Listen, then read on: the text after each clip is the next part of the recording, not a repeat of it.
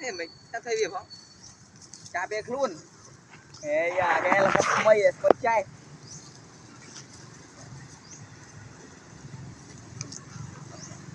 Cái tấu mà thấy việc không? Mùa thế à?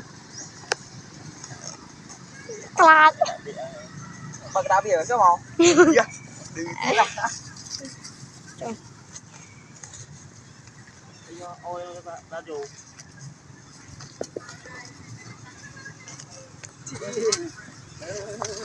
Chụp là là chụp là.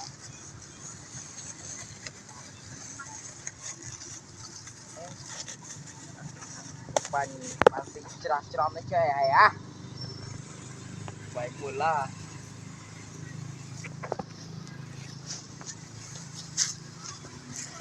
Coba thiên